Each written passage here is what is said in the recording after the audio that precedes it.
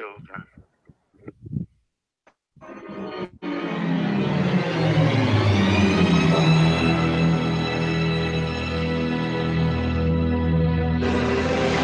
Pain has a face. Allow me to show it to you, gentlemen.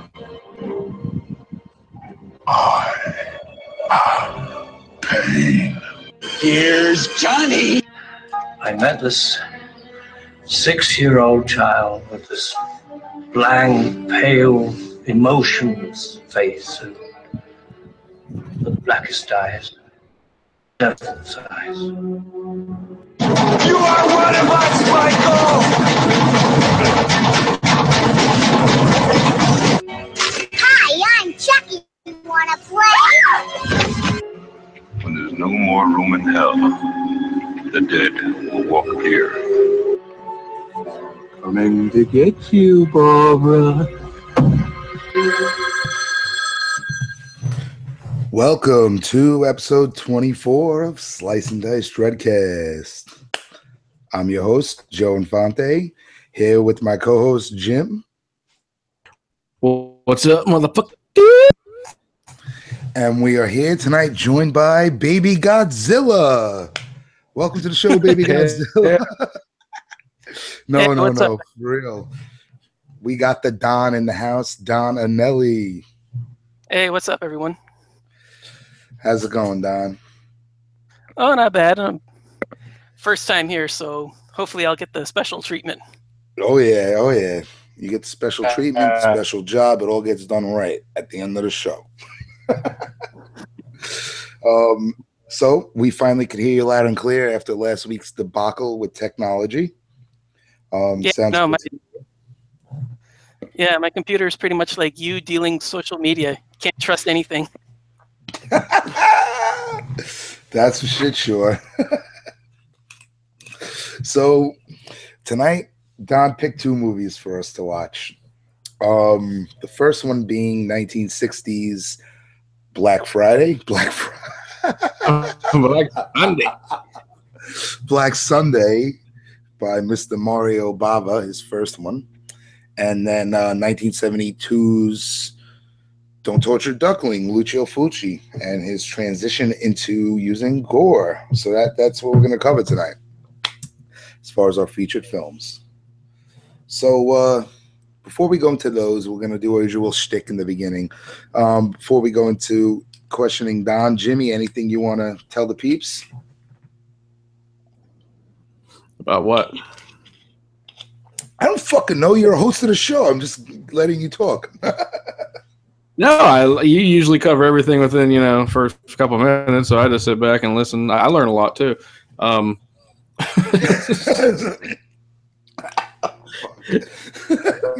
He learns what movies we're going to do for the episode. Excited to actually be able to record with Mr. Don here. We few times over the I'm kind of like Andy, man. You mentioned my name 5 times every episode. I'm going to show up eventually. He showed up finally with his hook. Yeah, man. I mean, Don, thank you for all your participations. I'm so happy it all happened. Don also writes reviews for the site, does interviews, and we're slowly working on that.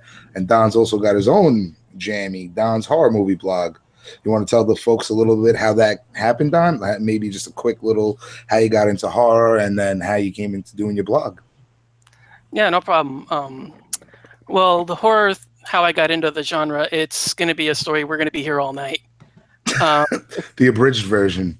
Not the Stephen King It version, but just like a Hellbound Heart version, quick, 120 pages. 16 years old, I finally decided to give the genre a try because I realized I could handle the gore, which is what kept me away from it before. I saw a few movies and decided this is for me. And I've been a fan ever since. Oh, so like what are those films that the first ones that you've seen, first couple that influenced? Well, the first one that actually made me realize that I could stomach gore would have been the director's cut of RoboCop. Director's cut of RoboCop. Yeah, that premiered on cable. Really, like, as soon as we got it, that was like one of the first ones I wanted to see. And after that, I realized, okay, maybe blood and guts is actually something I can stand. And, you know, Predator and Starship Troopers and Deep Rising, stuff like that. And I was like, okay, maybe try the genre. There's actually something here I can get into.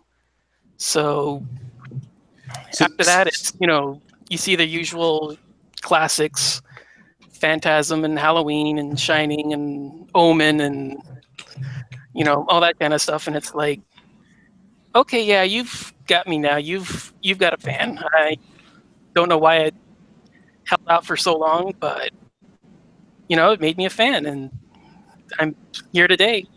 Hey, you're on a horror movie podcast. Shit, it made an imprint.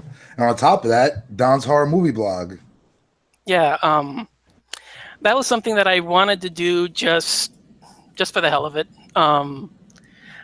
I was always, you know, really into writing, and I always loved to write. So I was always, you know, writing movie reviews. And eventually one thing led to another, and I decided, you know, maybe if I start writing a blog about it, it would actually be, you know, beneficial to help share the love. But I wanted to do something different. Not, you know, just, okay, well, I'm just going to, you know, write up 1,000 words on the last movie I watched. I've got an IMDb account for that.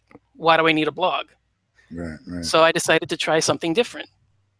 Actually do articles or, you know, like retrospectives or general overviews of the genre at large. And as soon as I came upon that idea, it was relatively easy that I came up with all sorts of different article ideas. I could do retrospectives on each franchise, and that can be a blog. I can do director retrospectives, and there's a blog for each of those guys. But and you touch on things that, like, you know, I've been watching horror movies for 25 years, and I don't know Toho's Dracula films, but you just did a franchise run through, you know? Yeah, that one there, I mentioned that on the actual blog itself. I had no idea what I was going to do for that write-up. I was actually stumped what my blog was going to be. And another Facebook group I was in was doing a live stream of the episodes. It was for the Mummy release, the new one with Tom Cruise. In honor of that film release, because the group I was in was dedicated to giant monsters, they did a series of streams over their Facebook group about, you know, the Universal monsters in Japan. So I decided, hey, there you go. There's something I can do. You know, free, simple, easy. Yeah, it was just happenstance. That one was, you know, just a spur of the moment. That Monday when I logged on and found out we were doing that. So there you go. You made a blog about that. Nice. I knew the movies, I'd heard of it, but it wasn't like I'd actually seen them. So it was a fun thing to, you know, okay, by Tuesday I'm done, because they stream them Monday and Tuesday. So now I can spend the rest of the week investigating them, going into, you know, looking up what others have said about it and all the other writing that others have done, and do that as sort of a blog, sort of a introduction if you want to, about something that you may not have heard of. And I mean, yeah, it's not going to be the first blog I post, but you know, something that go ahead and take a shot at it and see what else is out there. Yeah. And that's really something that, you know, I always do on the blog is, you know, yeah, you may know the Fridays, you may know the Halloweens, you may know all the usual stuff, but there's more out there. There's, you know, horror from Thailand, there's horror in Indonesia, in the Philippines, in, you know, South America. There's a burgeoning scene that I'm just really starting to get into. And did you see Dearest Sister? Yeah, actually, the new Laotian one, or yeah. like King of that. the Yeah, Laos, yeah. yeah. I mean, you wouldn't think of film like a country like that would even produce a horror film. I So think it's it's the something that 13th horror film of actually that country. The second? The second, the director actually did an earlier one called Chantali. I've seen that one around on YouTube. I haven't checked it out yet. I don't know if it's still up, but it was a few weeks ago. I still have it saved in my to watch later list, which is like about 300 videos long by now. But yeah. I thought though there was that was the second one that Matty Doe did. I thought the I checked it. I looked at the IMDb thing, and it says that was the second one, which was her second film. So I'm assuming it means Chantali was 1, Dear Sister was 2. Right. Yeah. I don't know. Because I covered it for what did I cover it for? Brooklyn Horror Film Festival. And you wrote a review for our site on it. Yeah, I did one for the Australian site, the Stranger with My Face Festival. Yes. Yeah, it's a special festival that celebrates female directors. So all of the shorts and films that they highlight there are from female directors. Don, you know what it is? Because I knew it was in my review. It's the 13th full-length feature film in general to come out of Lao. Yeah, okay, yeah, there you go. Yeah, pretty wild, right? Yeah, there you go. So yeah, it's the second genre feature. It's just by the same director, so. Right. So, hey, it's out there. There's horror in every culture, Yeah, and that's actually something that, I actually do want to explore with the blog. I did earlier when I did an earlier retrospective on werewolves. And I tied in the historical legacy with a retrospective of the genre in film. And it was one of my most popular ones too, where I got a lot of feedback from the guys in the groups about it, and help expose people to the fact that there was more to the stories than just the 2 or 3 that they've heard all along. And the blog helps people. The blog, it's what I do it for. So, I mean, it definitely helps. This small little community that's actually, it's not really so small. It just seems like it's growing. It's growing. I mean, we got all these different groups. It's the same guy, so it would seem small because you keep seeing the same names pop up on all this, on all of our blog, on all of our groups. So yeah, it can feel small, but it's really not. I'm just glad that I'm actually getting noticed for it. Shit, hey, you got to be in the mix, really. I mean, exactly, yeah. I growing up, my grandfather told me, to get a job, nobody's gonna come knocking on the door to hand out a job to you. Well, same thing goes with writing, making a website, making a movie. Like, you just got to fucking do it. Yeah. I mean, there's guys like us that'll tell you if you're doing it right or not. Right, and you learn along the way. It's a process, Don, do you write any fiction? I used to. Like I said, I used to write when I was in high school. I actually wrote. I know this is gonna kind of sound bad, just taking out of context, but during high school years, I ended up writing what amounted to, I would say, 12 or maybe 13 novels. They're in my storage unit. They're, collecting dust. I just, you can't have time to type them all up. Right. But, right. So wait, you have 13 handwritten novels? Yeah, I've typed it out on the line paper, those like school notebook paper that you would take notes on. Yeah, loose leaf, right? Yeah, loose leaf. I have about 13 of them. Holy shit. Yeah. You better get those things out of storage and get them shits onto type them up. Get them to work. I would, but you keep tagging me on all these things. I can't have the time to. We need you on the podcast. Exactly. So awesome, dude, man. I mean, it's so good to finally have you on the show, Don. And before we go into the films that you picked, you know, I always pose this question since you listen to the show, and you know what I'm going to ask you. But for first-time listeners and people who, you know, maybe are burnt out and forgot, the ghost question, the paranormal question, the supernatural question. Where do you fall when it comes to all this nonsense? I am Or not is it nonsense. Sorry, I realize it's wrong word choice. Okay, I do not have any experience with it. It's something that hasn't happened to me. I feel like I would be a believer if I experienced it. You know, it's in front of me, it's tangible, it's, you know, it's something that I can actually define and look at and say, okay, yes, it's true, it happened. You know, maybe if I mean, I don't know. It's something that I can't say it's happened to me, but if it did, I'd like to say I would be a believer. I'm not going to shut the door and say, you know, it's not possible. It won't.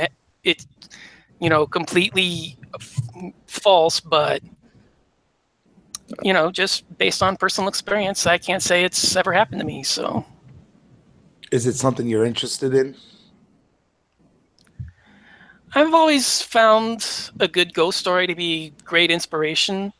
Sort of like, you know, wow, I wonder how that happened, or you know, well, something for me that I've always been fascinated with is thought process and train of thought. That's always been something that I've really found interesting. So to come up with a situation where, you know, your rationale is it's a ghost, you know, that intrigues me because, okay, how did you come to that conclusion? Where did, you know, how did events A, B, and C line up to where your conclusion was supernatural events, it's a ghost? That's, you know, that's an intriguing idea, something that, you know, I do like to explore further when I come across it. You know, And that's like the real deal. And something Jim said right. last episode or the episode before recently, and I never really thought about this, was like, all right, they make these shows now.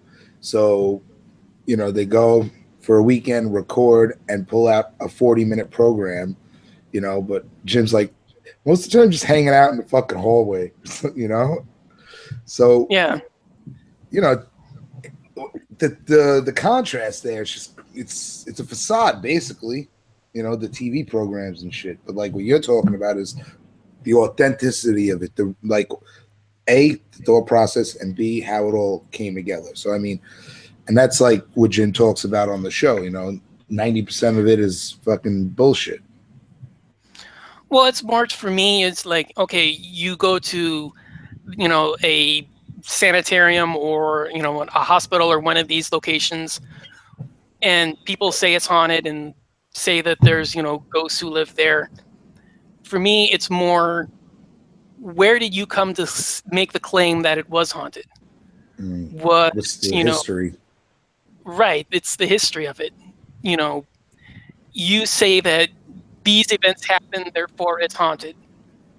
How did you make those connections between those events? It's, for me, it's not whether or not, you know, whether you say it's haunted or not. It's more, how did you come up with the idea that this location, not that there's ghosts there to begin with, but why do you say this place? As my Return of the Living Dead Tarman flies off my desk behind me onto the ground. The ghost. Who did Wasn't it? me.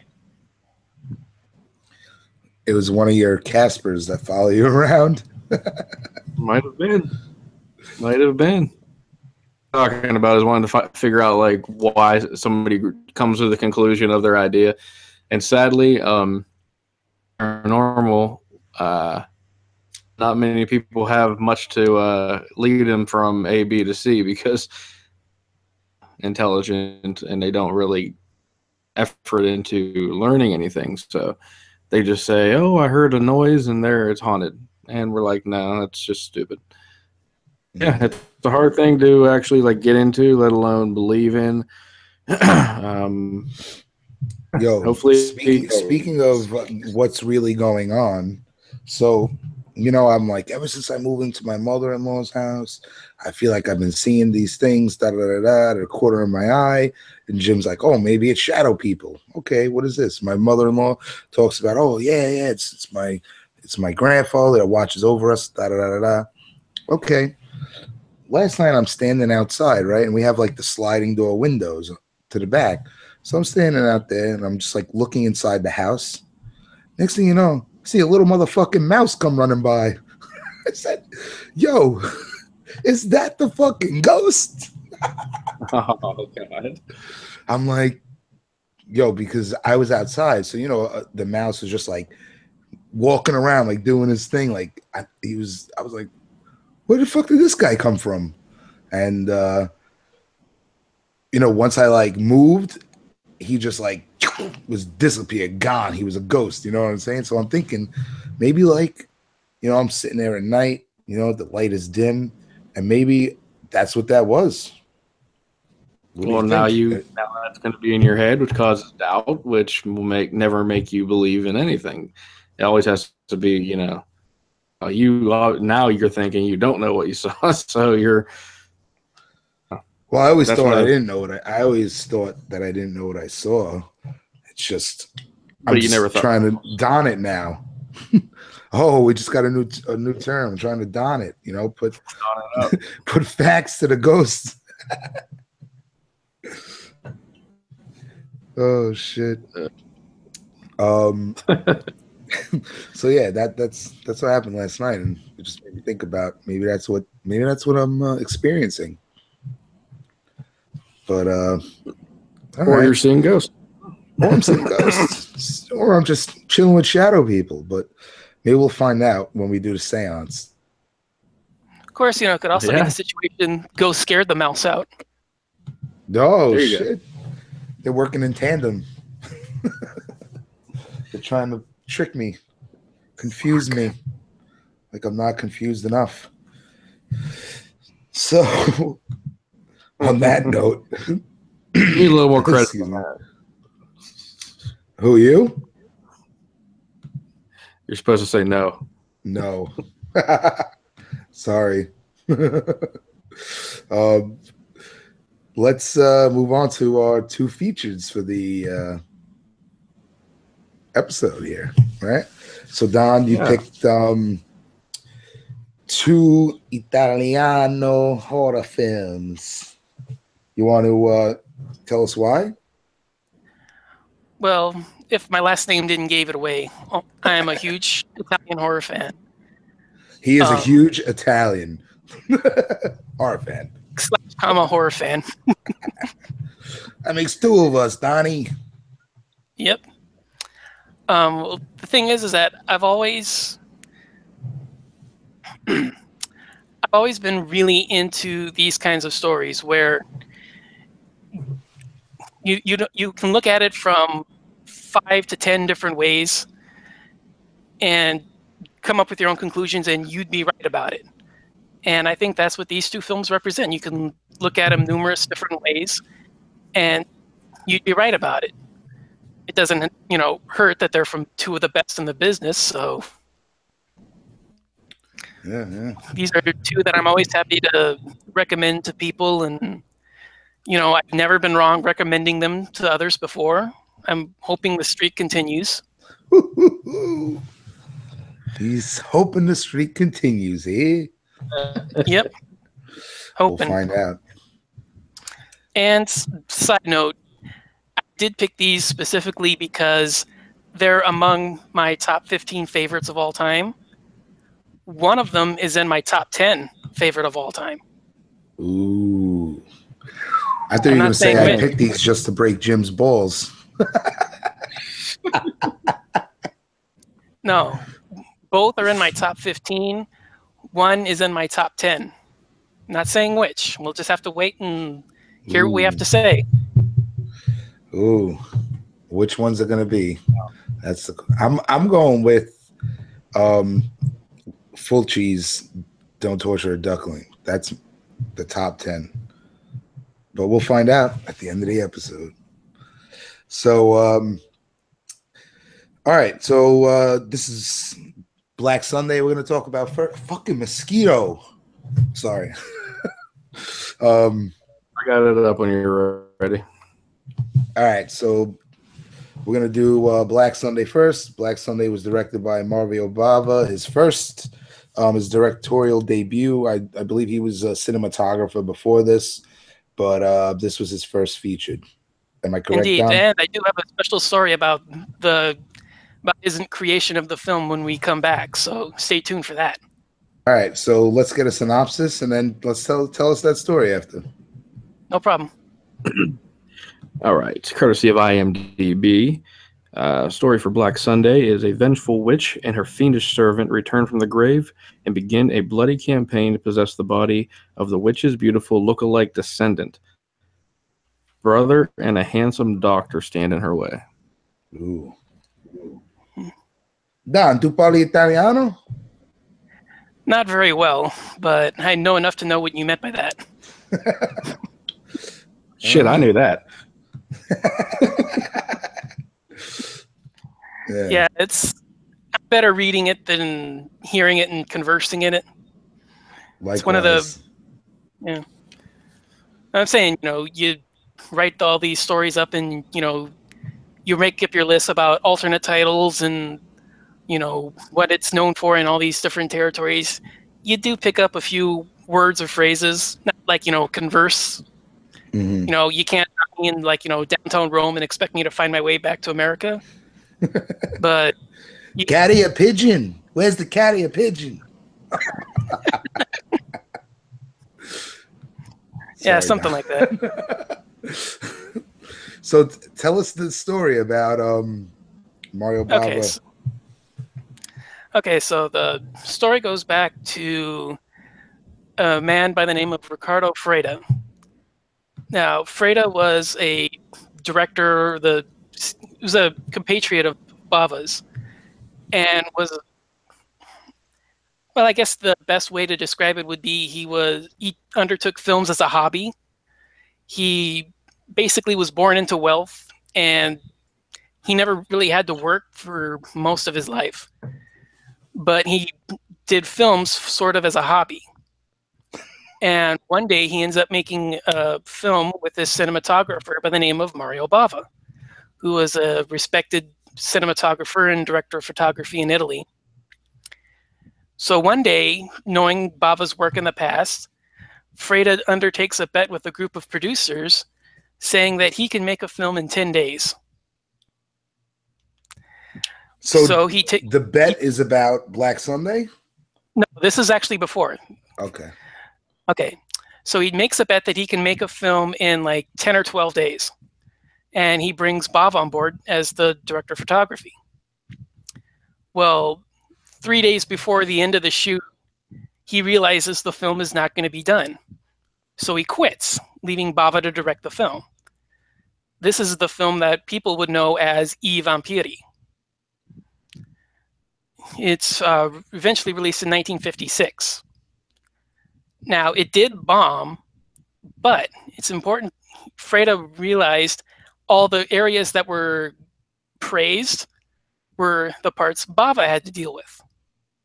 Everything that Bava did was what the film was praised for. So he spent the intervening years trying to convince Bava to become a director like he was. Bava was always... That's a couple years, Bava's right? like, nah, I don't want to. It's not my thing. It's not what I want to do. So he stayed on as a director of photography. Eventually, Freda gets the idea, okay, I'm going to make this guy a director. So he signs up and he does a film called Kaltiki, The Immortal Monster. Mm-hmm. The new film that Arrow just released. Well, he undertook this film simply as a way to push Bava into the director's chair, 3 days into the film, Freda up and quits. Leaves the film to Mario. Finishes the movie. This is I'm sorry, Kaltiki? Right, Kaltiki. Mm-hmm. So finally, even after that film's release, Bava finally said, okay, Freda, you win. I'll be a director. What do you want me to do? Mm. First film is Black Sunday. So If it wasn't for Freda into the director's chair, we wouldn't have all of his contributions. We wouldn't have Black Sabbath. We wouldn't have Blood and Black Lace, A Bay of Blood. We wouldn't have the Giallos. We wouldn't have we wouldn't have the slasher genre because Freda invented the slashers that led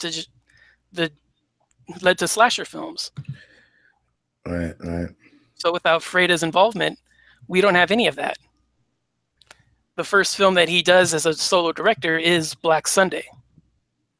So that's as a solo director, because when you look at there's a couple other titles there: The Giant of Marathon, The White Warrior. So these he basically helped clean up. No, back then the system was you would have an American-Italian co-production. You would have Americans coming into Italy to film, but they would have 2 directors on set. You'd have the American director who would converse with the American crew. You'd have the Italian director who would converse with the Italian crew. Mm-hmm. And by law in Italy, you had to have both directors sign on. So those credits were Bava's films that he co-directed with American producers. Gotcha. Okay, so now Bava, right? The films that he was working as a cinematographer on before, they were not mostly non-genre films, right? Right. The one that I mentioned, I Vampiri, that was the first horror film shot in Italy with sound. Wow. That was the first horror film. Sick. There was a few silent ones. I don't know if any of them still exists. I know they filmed a version of the Frankenstein novel, but that's as much as my knowledge goes because most of them are lost. And then Bava he starts to make other kind of movies, right? Like Eric the Conqueror and Hercules, Aladdin. Yeah. Right, because back then you weren't a genre director, you were a director for hire. It was basically like the old Hollywood system. You signed on to a studio and then they said, okay, here, this is your next project, go direct it. So by the mid 60s is where he really starts to like come into his own, late 60s, right, and then he's just making horror flicks, right? Right, he's got his reputation now where they're starting to branch away from the contract system where you're told what to direct. You're now they're starting to get away from that to where you can actually pick your projects and actually do the work you want to do.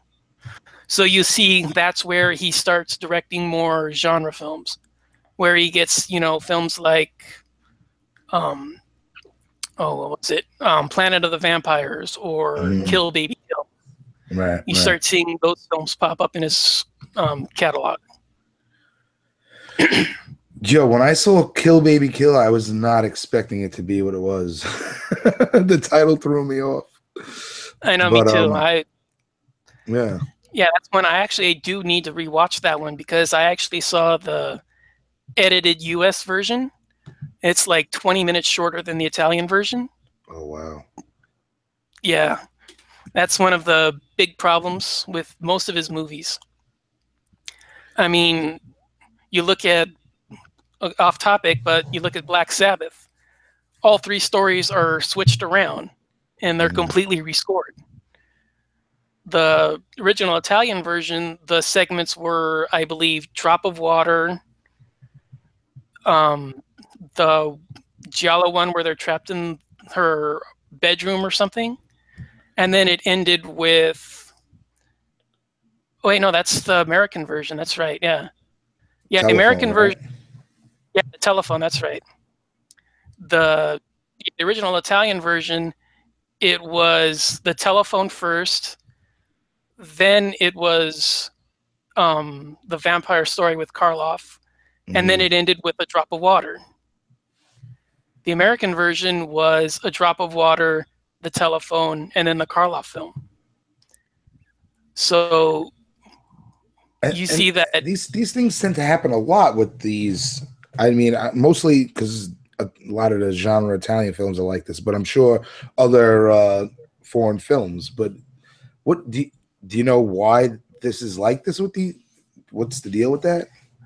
more than likely to make them more relatable to the American public, Mm-hmm. because you realize that maybe, the idea was American films will sell in America if they think they're American. They're not gonna appeal to a major part of the audience if there's a feeling that they're localized in their own country. Spaghetti westerns, for example, you always see them taking place during Mexico or in American Southwest, simply because they've realized it was the idea that it was familiar to American audiences. Right. They would even change their names for American pseudonyms. You would have, for example, Antonio Margheriti. He was known as Anthony Dawson. You have Ricardo Freda again. He was known as Robert Hampton. It's like the movie Mafia. When you come to America, you become Armani Windbreaker. Exactly. It's assimilating into your own culture. It was figured you would have a greater success if Americans think you're making Americans are seeing an American movie. Right. Which I don't understand where the Godzilla movies fit in, but that's a discussion for another story. We'll save that for another episode. That's a discussion for another time. We'll have to have Jerry on for that one too. So, all right, let's talk Black Sunday. Let's get back into the actual story in the film. Jim, I know this is one of your favorite films ever. So, actually, ever. I mean, the story here is fairly simple. We have Barbara Steele. She's playing Asa, whatever her name is. Right? We're in Moldova, classic 17th century. And then we see her sentenced to death, the Mask of Satan, right? The alternate title of this film. The opening scene here I thought was phenomenal.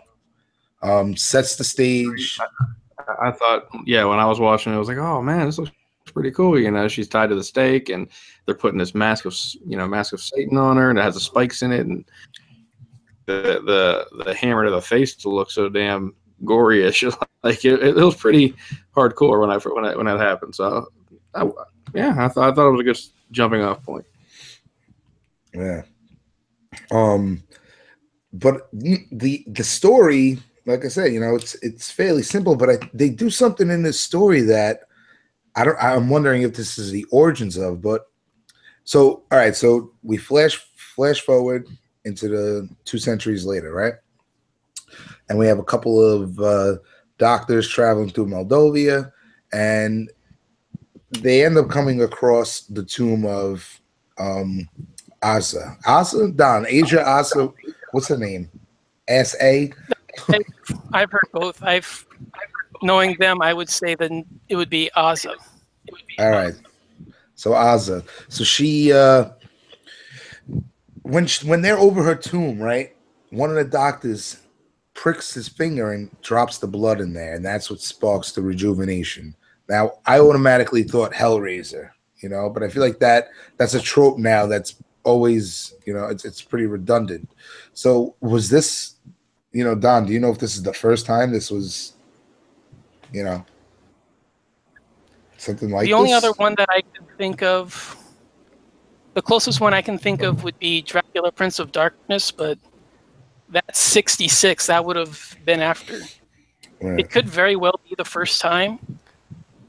I mean, I think it was a ploy from the original short story because it's actually adapted from writing from Nikolai Golaj, or I think that's how you pronounce his name. It was a short story by a Russian poet from like the 1800s. That's where the short Vivi. story that it. No, Vi. I'm sorry, Vi. Yeah, the Spirit of Evil. V. Yeah, it's the same short story. So, I mean, I haven't seen that one yet, so I can't say how close it is. But I would imagine that that would be a plot point from the short story. Interesting. I have to check that out because that's a that's a 19th century, early 19th century story, and Dracula comes after that. So I have to do a little search into it.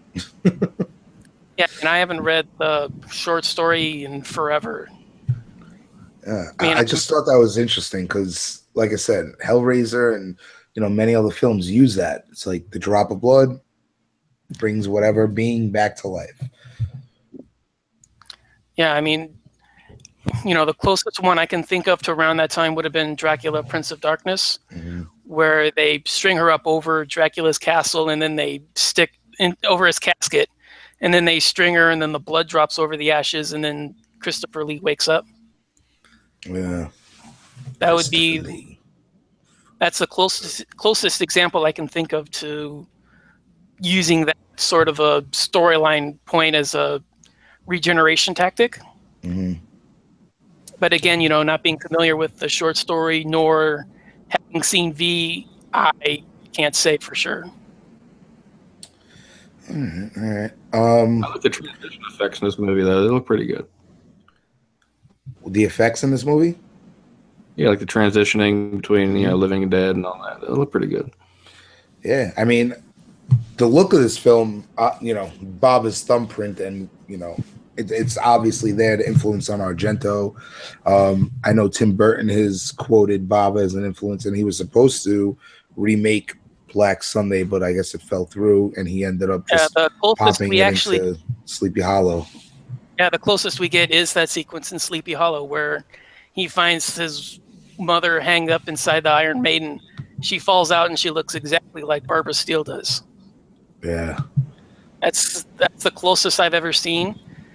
Now, supposedly, Mario's son Lamberto did a remake of this film in 88 or 89.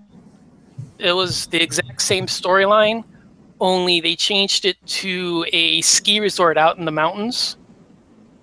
But it's the same thing. Witch was burned alive centuries earlier. They stumble upon the body, revive it, and it goes on a rampage. Supposedly, it was... I don't know if it was ever a part of the Demon series. Something tells me it was... 5? Something tells me it was Demons 5. Yeah, I believe that was it. Yeah. I remember reading something about that once. Yeah, then the demon story, that's another podcast for another day. And that mask in Demons is got to be some homage to the Mask of Satan, no? It's pretty much evident that would be, where they were going for it, because, I mean, it's Lamberto. It's paying homage to his father. There's not a doubt in my mind that that's where it came from. I mean, and you could connect the two and say it is, and it's just that's the modern version, and that was the, Exactly, yeah. I mean, like I said, it's, Lamberto paying homage to his father. There's not a doubt in my mind about that. I think the strongest points of this movie is, the visuals, the actual story, nothing phenomenal. Yeah, it's, your traditional witch comes back, curses the descendants of those who killed her. Right.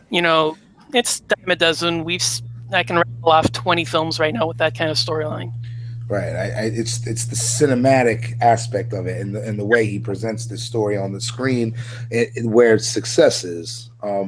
I mean, there's times during this film where I could find myself like getting a little fucking sleepy, you know, because it really is about the set pieces. It's about the atmosphere. It's not action packed, which that's fine, 100%. You know, I'm not a crazy action guy, but you know, it's 1960. I mean, it's not like it's going to be super gore fest, but for the time it was, I think, you know, one stands up, you know. Right. I mean, you look at the other films of that time, it's Hammer and Vincent Price. Right. That's basically, you know, your competition and your influence. Right. So you're not going to have a ton of that anyway. Right. Then, you know, like you say, I mean, he set the stage for Argento, you know, and the two of them, I mean, and not just Argento, but many of the Italian filmmakers of the 70s and 80s. He set the stage and was one of the founders. So, I mean, this movie gets a lot of props historically speaking. Right. I mean, there's even, you know, you can see that in the 60s. You could look at a film like Castle of Blood, which also features Barbara Steele. You can look at a film called The Long Hair of Death, which is pretty much exactly like this film here. I mean, you even look at the later Vincent Price films. I mean, look at the Poe films that he did with Roger Corman. Those things are almost dead ringers for what Bava was doing. Right. Some of the set pieces in, you know, Haunted Palace are colorized versions of what Bava did. Yeah, I mean, he really brought to life that gothic scenery, you know? Yeah. And then again, you know, Hammer was probably the most gory of all the films out at the time, the 50s. So yeah, Bava comes along and, you know, by the 70s, between him and what's his name? Gordon. Yeah, Herschel Gordon Lewis.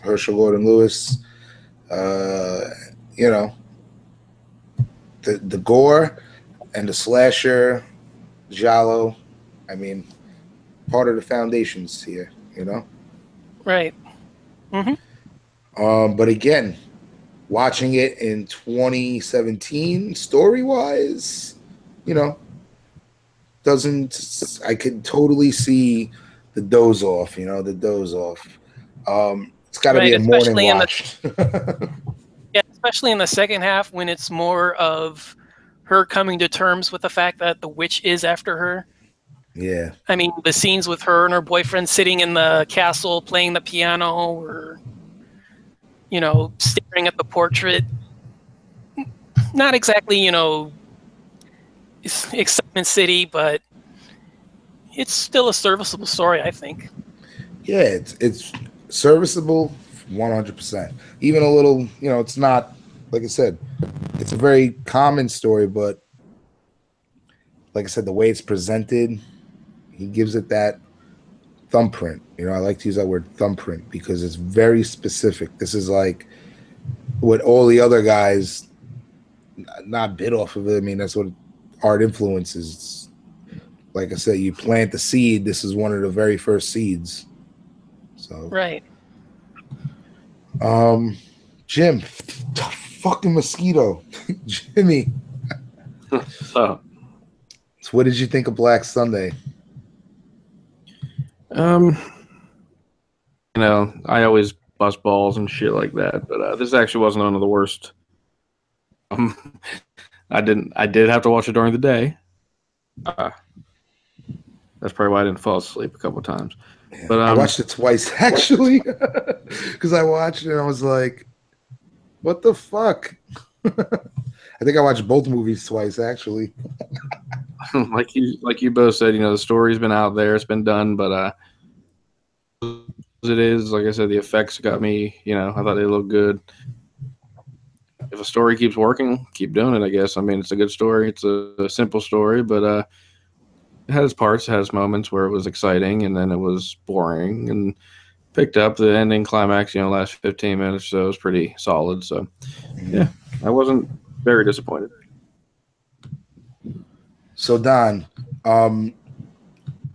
is this the top 10? Yes, this is the top 10 one. That was what my gut was telling me, but I went with Duckling. Yeah, it's this one. All right, so let's rate this, and you want to give us your final thoughts and rating? If I was to look at this simply as just a piece of cinema with no history behind it, no historical connection to it, I'd go an easy 4, 4.5.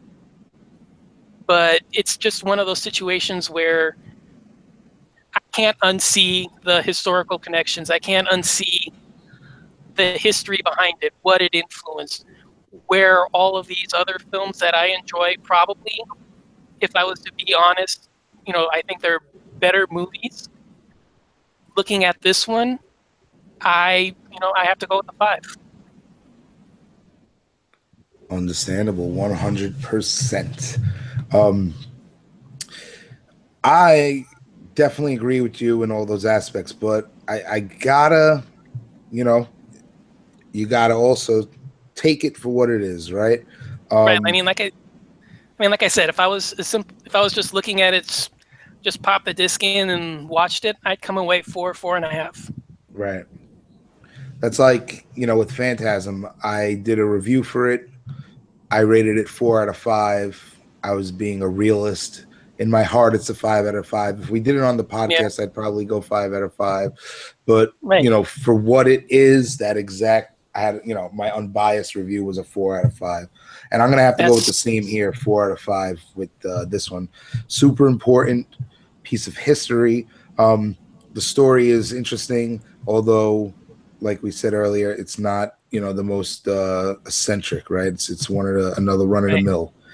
But you can't overlook the way this film looks. Look. You can't overlook the way this film is presented. Let's change the word here. So I watched it twice. The first time around, I was like, I think, I watched both of them at night, and I had to transition to the day because I'm losing my steam, guys. I can't be doing this all night shit anymore. Seriously. I haven't watched a movie in like a week, and I'm just sleeping at night when I used to, stay up all night and do shit. So I had to be real and take a step back and be like, all right, let's rewatch. And the opening scene, the end, I think are great. It does get a little draggy, but 4 out of 5 zombie heads. Well, my rating would be you both obviously have that historical aspect to it. I don't have that much invested like you guys did, so just watching it as a movie, like I said, it kept me watching it. I didn't fall asleep. But definitely for me personally, it's a 3 out of 5. So. All right. And that's Black Sunday, folks. If you haven't seen it, check it out. It's a piece of horror history. And most likely it won't be let down. It's not bad at all by any means. So up next, we got Don't Torture a Duckling, Lucio Fulci, 1972. Don, you want to enlighten us with some history of this film? Well, there unfortunately isn't as much to this one. It's basically, a film in the middle of a giallo craze in Italy during the early 70s. It's, 1972 is considered one of the peak years of the scenes. It's one of the biggest years that the scene ever produced, only behind 1971. And this is, I think, Fulci's third. I think it's his third giallo. His his third giallo, not third film. Right, no, because Fulci had actually been a director. He actually almost started at the same time as Bava did. He started in the late 50s, early 60s. And his career was actually more, he was more of a journeyman. He did comedies, he did dramas, he did historical epics. He even did a spaghetti western called Massacre Time, which is really, really good. I like that one. It's actually Time. it's actually really kind of cool because it's, after Django, the bloodiest one, and you can really see all the influences that he would work with later on his Gates of Hell trilogy that everyone knows him for. Mm-hmm. You can see those elements pop up in a film from the 60s. So I think that's actually a really interesting and underlooked film of his. And by the late 60s, you see the emergence of the giallo in Italian cinema. Fulci, like every others, was still under contract at that time, was pushed into doing these kinds of films. The first one he did was a film called Perversion Story, which I have seen that version, but it's not the preferred cut because the preferred cut of that one is known as One on Top of the Other. It's the translation of the Italian title. To give you an idea of the differences between them, the Italian version runs 107 minutes. The US version, the Perversion Story one, is 92 minutes. And that's the version I saw, so I can't really rate it as such. Mm-hmm. But, that was just the first one he did. Then, So, I was going to say, looking at his filmography, right? You also see, I guess it's that director for hire thing going on, right? That's what it is. Right. I guess when you're touching on all these different things. Right. I mean, you see him doing. He would do films with a comedy team by the name of Franco Ciccio and Ciccio Ingrassia. They were basically the Laurel and Hardy of Italian cinema. He did a bunch of films with them. Mm-hmm. I don't know if any of them has ever made it over to America. But he did a bunch of comedies. He did... he was always very fond of a film by the name of Beatrice Sisi, which was a historical drama set during the middle of the Roman Empire. He always claimed that one was one of his favorites. And ironically, he always claimed Duckling as one of his favorites. Oh, it wasn't the film that came out after that, White Fang? It's just so funny. Like, he does Don't Torture Duckling and does White Fang. Yeah. It's crazy. And then he also did a bunch of what would you call musicals? He also has a bunch of those in his filmography too. So, those old lavish, 30s style Hollywood musicals. Mm-hmm. He's got a couple of those in his filmography as well. Couple of musicals up his sleeve.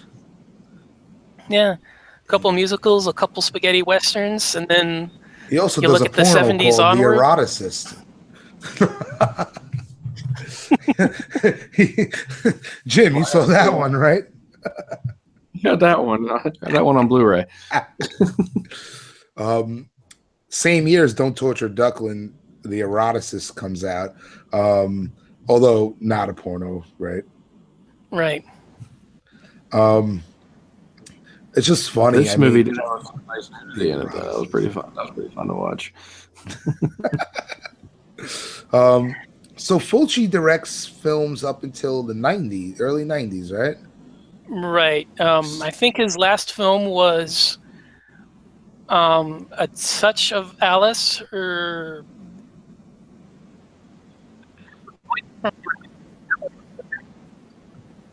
Uh-oh. It's 91, 92, somewhere in there. Yeah. Door to Silence. and Voices from somewhere in Beyond, that area. 91. The 91, yeah. Like I said, it's one of those. So, what is the trilogy here? He does the Beyond. No, the Gates of Hell. It is City of the Living Dead, City of the Living Beyond, Dead, the Beyond, and then House by the Cemetery. House by the Cemetery. I've never seen the Beyond. Mike and I have tickets to go see it with an orchestra in October. Okay, well, spoiler warning for me. That one's in my top 5 of all time. Woo! So yeah, I'm looking forward to the Beyond. I've always, heard about it, never seen it. So yeah, I'm looking forward to that. All right, let's just shift back over to Duckling now, because let's go into Giallo territory. So this is his third Giallo. You said he did Lizard in a Woman's Skin. What would the other one be? Okay. If I remember the trilogy, if I remember it right, it was Perversion Story from 1969, then Lizard in a Woman's Skin from 71, and then Duckling from 72. Nice. So now it's his third Giallo, so it seems like he already knows where he's going with these kind of films. I mean, this is the infantile stages of Giallo, right? We're talking 71, 70, 72. What do you want to tell us what his what he was going for here? Because I watched it twice. I'm still fucking confused. Okay.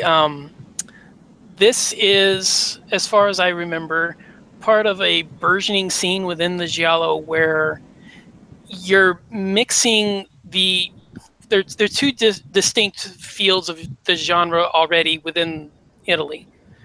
The early stages were called proto-gialli. Those were more suspense thrillers. You see, influences taken from both Psycho and Les Diaboliques, the French film. Basically, those are pretty people being tormented by other pretty people in glamorous locations. Who's going to come out on top? It's, the cat and mouse game.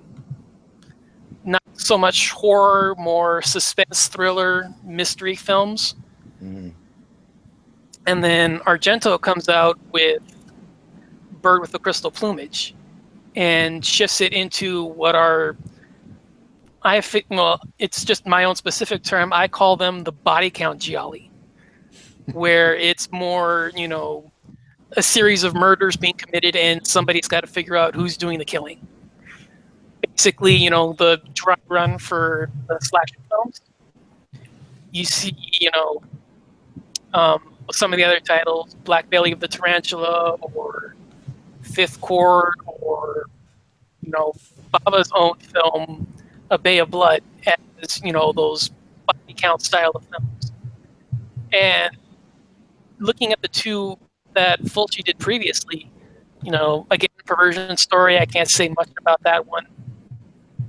But that is more of the proto-gialli. That's the suspense thriller version. With Lizard, I haven't seen that one in years. I have an old VHS of that one somewhere. I've been meaning to pick up the Blu-ray, but funds have always kept me from buying it. So I can't remember much about that one, but I remember that one sort of him mixing the body count with surrealist imagery. Mm-hmm. It was more LSD orgies, baby. Exactly, yeah. I remember those. I remember that. But it's much more of a, Freudian field dream or like mind trip of a film. Mm-hmm. So now you look at where Duckling comes in, he's now moving away from the fantasy elements and going for the body count one, where it's the murder mystery, the classic giallo storyline of a series of murders being committed, and now somebody's got to figure out who's doing the. Yeah, I mean, he definitely touches on some taboo topics here for sure. Right, and that's actually that's actually a small little subsection coming out at that time. What Have You Done to Solange? Was sort of the first film that introduced sort of direct pointed attacks at the Catholic Church, which, I mean, you being Italian like I am, you don't have to tell me how big of a deal that is. Right. That's like, you're going to hell. Exactly, yeah. That's, one of the big no-nos of the time is taking pot shots at yeah, you don't take pot shots at the church, but Solange was one of the first films that did that, and it, despite the controversy, was massively popular in Italy. So producers figured, let's hop on that cash cow, and we get Don't Torture a Duckling. This film, I mean, it was confusing. That's why I had to watch it twice. Where Black Sunday wasn't confusing. It was more, slow. Cliche. Right. This, on the other hand, you have that opening scene with her fucking digging out a little skeleton. Oh, the server boy. Yeah. And then all of a sudden you got fucking you see like voodoo witch dolls getting pricked, and then all of a sudden the first hour of this film, it was just a slow build, and I was like, when is this movie gonna just pick up? When is it gonna pick up? And then it fucking picked up all right. Oh yeah. I know exactly what you mean, and that is a pickup of a scene right there.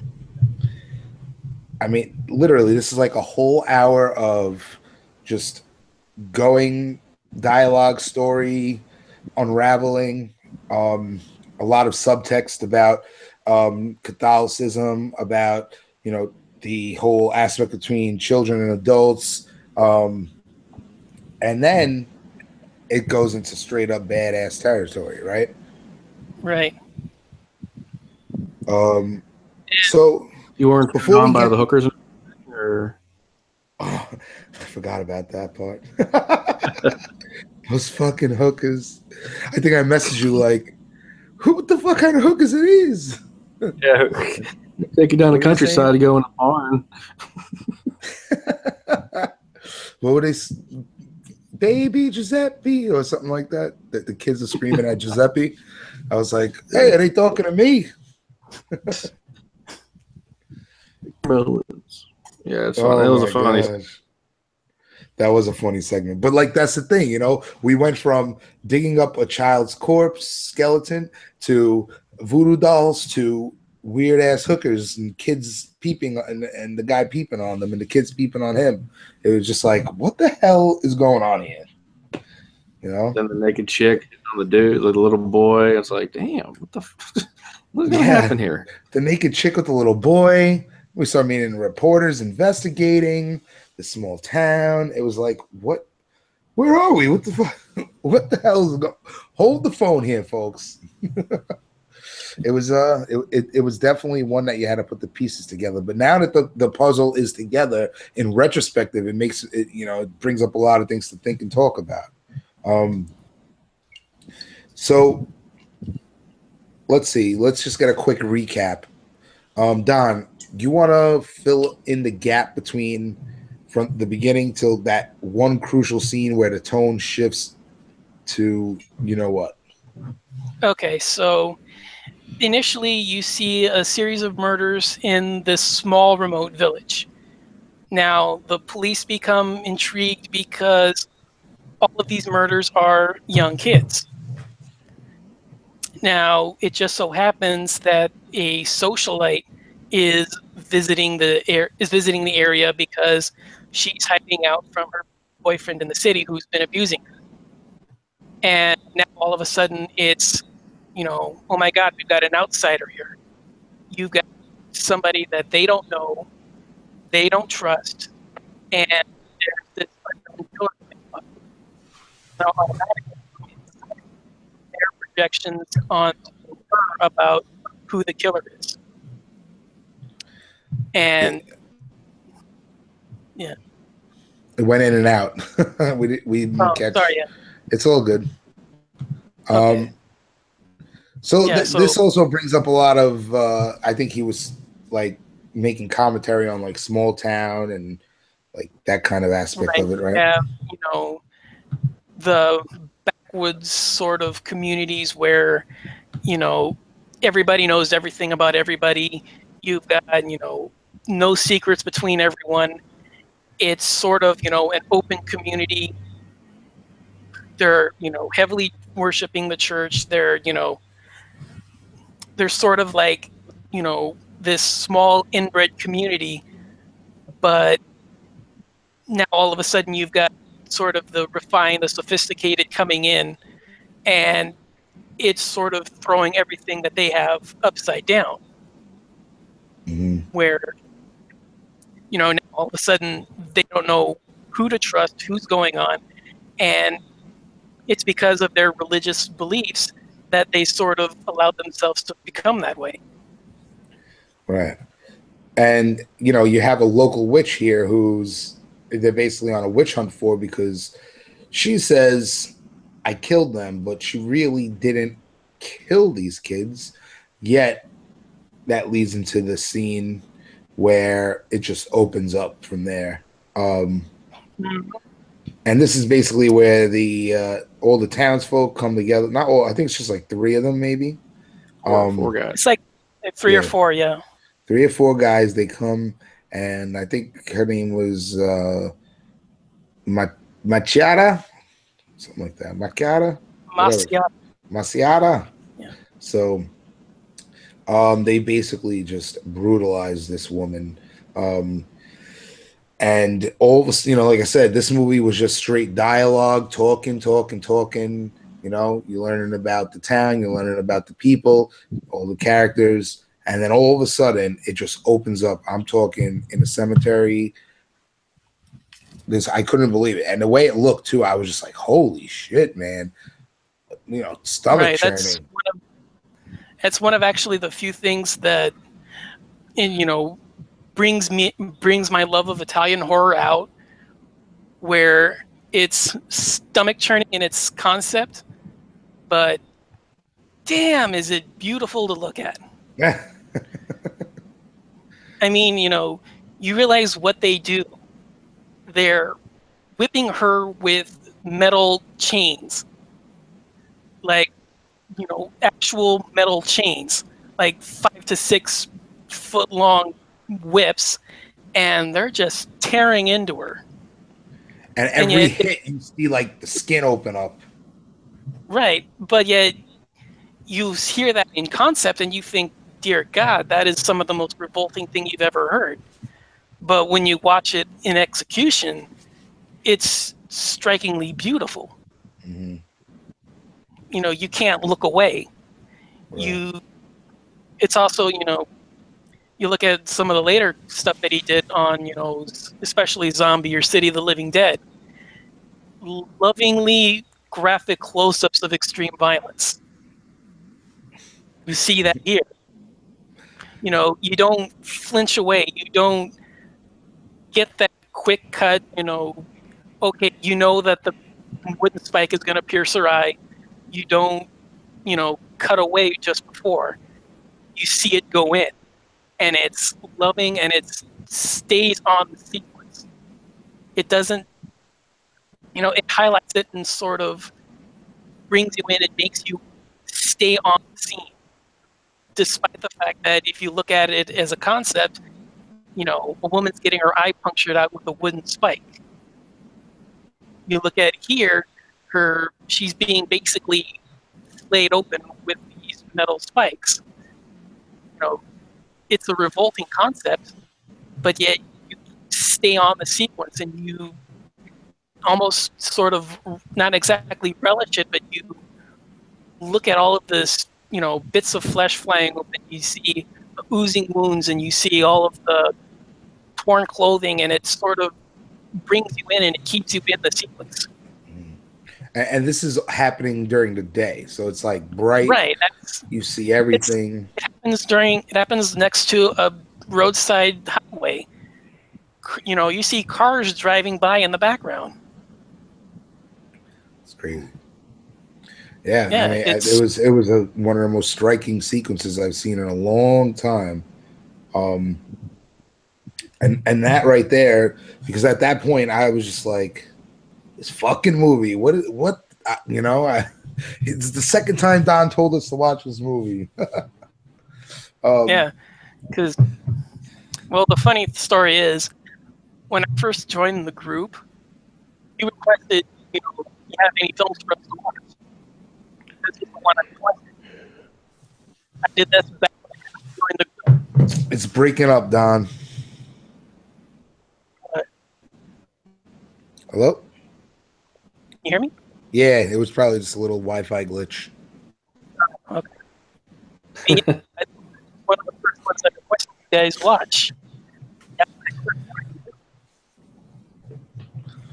Yeah. Broke up, bro. Broke up, Donnie. Ah, man, what? There we go. That sounds good. Okay, yeah. So for the third time, this was one I requested when I first joined the group, so sort of why I wanted to keep it. Good. Yeah, I mean, I don't know. Like I said, in second watching, after putting all the pieces together, I thought it was a lot more interesting. But I could definitely see people just not enjoying this film. This is where I think Black Sunday is a little more accessible to a wider audience. I feel like this one is more for the Giallo horror fans. Right.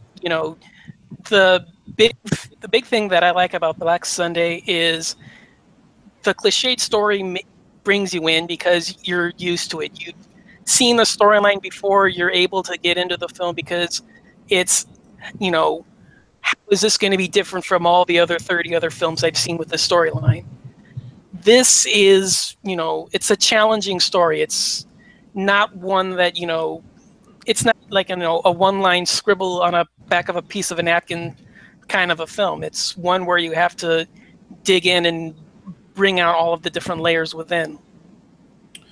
Right. I mean, this movie, it represents, I guess, madness on many degrees. But again, the Giallo films, I've seen a bunch, and they're usually just pretty straightforward. It's like, oh, these are the cast characters. Let's see who the killer is. And a lot of the times it's fairly easy to find out, where here it took a little while for me to figure it out. And we'll not reveal who the killer is on this episode. Of this way course not. people who've never seen it, Yeah, that's half the fun of a Giallo's. Who's the killer?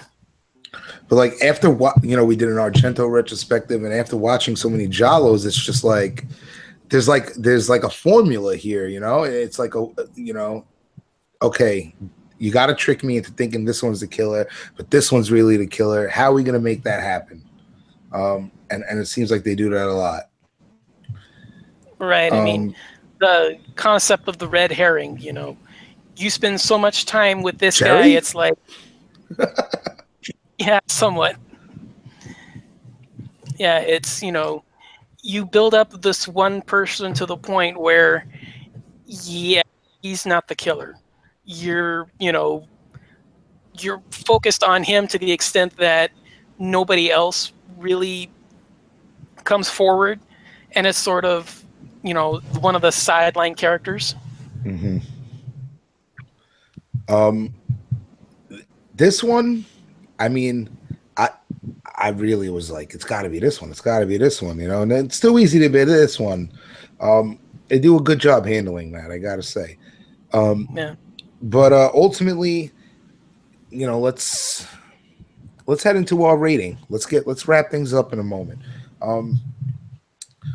Normally we like to go a little longer, but I think Jim's got to go to work, late night work. He's a boss, baby.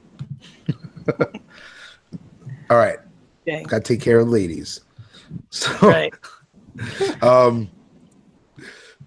What's it called? So, all right. So basically, this film, it definitely has so many undertones and subtextual stuff going on that you really have to sit there and dig through it. And you know, when you watch these movies that are, because I like to watch the Italian versions. I don't like to watch the got the mosquito finally. I like to watch, you know, the authentic version. So it's hard to follow a lot of the times because you're reading subtitles, watching the screen, trying to take it all in, you know. So it's hard to really hone in on those things. And what I noticed too is, you know, when I watch movies with the subtitles versus the dubs, the English subtitle and the dub is different. So you know, you're taking Italian words and phrases that can mean one thing, it can mean another thing. So, you know, interpretation is open there to a degree. Right. Before we give the rating, Don, I gotta ask you this question. Why the title? Is it because of the Donald Duck head? I wish I knew. I don't understand the title either. Well, I'm just gonna go off the cuff right now saying I think it's because ducklings are children ducks, right? So I mean, that's I guess. Well, I mean, you know, you have a child murderer. You have, you know, yeah, okay, a duckling is you know, it's like an animal kid sort of. Yeah. You know, don't torture the kids. Don't, you know. I mean, as far as my best guess would be, that sounds perfectly acceptable. Yeah. Not, you know, being involved in the production, I can't say for sure. As soon as I saw that head, I was like, do they have the copyrights to that? I was like, it's just like a freaking Donald Duck head. I just thought that was, it just came out. I was not expecting to see that. But you know how those crazy Italians are. There's no laws when it comes to that stuff. Exactly. All right, but ultimately, I guess I'll kick it off with the rating here for this one. Interesting film. Although it takes a while to really get into it, it could definitely be confusing if you miss just one or two scenes, miss a few lines, you could get thrown off. You know, I'm the kind of person where, like, if I start missing things, I gotta rewind it and rewatch it, and that happens a lot with these foreign films. But at the same time, I don't know. This film didn't do it for me compared to other Fulci films that I've seen. You know, I think as a giallo, it works. You know, the whodunit aspect of it, I think, is great. But I think that first hour is too slow for my taste, and I like slow burns because in the end, the payoff is kind of worth it. I feel, I don't know. I feel kind of like I'm left out, standing on the side of that mountain in the backdrop. I don't if that makes any sense. I get Like, you. I get you. You know, like I feel like I was not immersed in the film. I don't know if that's because of me personally, because of the film, a combination of both. But I'm gonna have to go with 3.5 out of 5. I do think this movie has a lot to open up conversation about, and I think that's super important when it comes to a film because we're sitting here talking about it now. The whole taboo aspect of it. I mean, we're talking 1972. You know, Fulci's gonna do what he's gonna do, right? And he's not gonna do it on anybody else's terms but his. It's kind of director Fulci is, right? But yeah, I just think this is a nice example of madness. And when you do find out who the killer is, it makes total sense. It all comes together and works. But again, the slow factor drops this down, you know, from the 4.5 range. Jim? Yeah, it actually kept my interest for the most part. The whodunit type aspect, I could see where a simpler mind would have been guessing all the way up until the end, like literally a split second right before the end. But other than that, I thought it was pretty ballsy. Did a lot of anything with children comes into play. It's kind of like, guessers when it comes to killing kids in movies. I would say there are people on the set that are probably even like, oh, I can't believe we're doing this and shit like that. But other than that, I thought it was pretty much the same as the last one in different aspects. But for me, watch. So 3. Yeah. All right. Don, you want to bring it home, baby? Okay. For one of the greatest set pieces in Fulci's career, for one of the greatest sleaze set pieces ever conceived, for the handling of such a controversial subject in a remarkably controlled way. I really, really like this one. The slowness does wear on you, especially on repeat watches. My heart tells me 4, but my little member says 4.5. So I've never been wrong with him before. 4.5. You show that, Don. So no. That was awesome. All right, man. So just a tier under Black Sunday for you then. Yeah, that's why Black Sunday is movie number 8 on my all-time movie list, and why Don't Torture a Duckling is number 14. You know your list? You can give a quick rundown for our listeners? Sure thing. Number 1, Zombie 2. Number Fulci. 3, right, Fulci. Number 2, The Beyonds. Number 3, Tenebrae. Number 4, Blood and Black Lace. Number 5, The Thing. Number 6, Suspiria. Number 7, Dead Alive. Dead Alive. Mm-hmm. Number 8.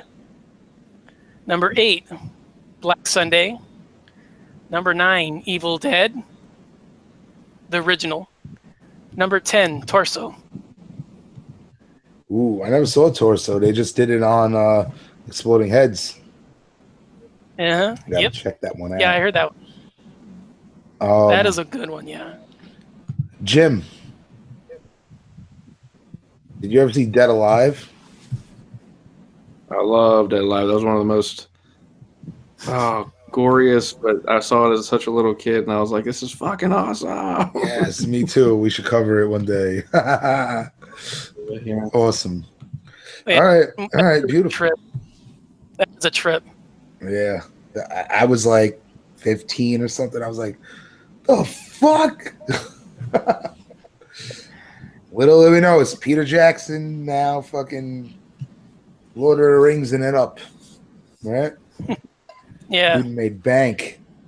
So good for him. It's good to know that, a fucking genre fan could make it in the Hollywood world. All right. So, Don, it was a pleasure having you on the show. Hopefully we'll have you on again soon. Yeah, it was great fun, guys. Anytime. Yeah, man. Jim, do we got any plugs before we roll out? I know we were supposed to have 2 special guests yesterday and today, but those plans fell through because I suck. And hopefully we'll get them again.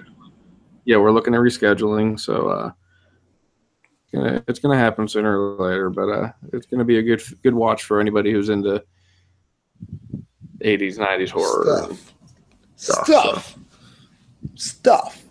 But yeah, luckily the Don's headset came today, and we were able to make this happen on a last minute whim. So very good.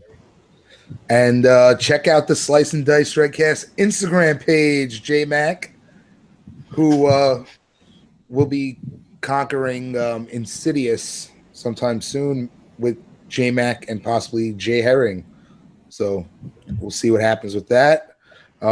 Next week's episode will have 2 movies up for chat. One of them we did not cover. I covered on Death by Podcast, the original, but we're going to do Last House on the Left, the remake, and the 2017 new release, Get Out. So, Little Miss Horror Nerd at Miss Horror Nerd over on Twitter. Go ahead and give her a like and let her know you're going to be listening to her on July 11th. So as of right now, we'll be live Tuesday night with Little Miss Horror Nerd and talking about those movies. So stay tuned, folks. Don, again, it's been a pleasure. Thanks for coming on. Yeah, same here. I'll see you on the World Wide Web, and we'll talk more. No problem. Yeah, Don, keep supporting, but we'll keep mentioning you, and having a good time with all the comments and posts and all that shit. So yeah, appreciate it. Yeah, no problem, guys. All right. Anything you want to plug before we roll out? Okay, you can find me on Facebook or Twitter. You can find my blog at donshorrormovieblog.blogspot.com. And basically, just, I guess that's it. That's it. Holler at him. Start a podcast with him. Make that shit happen.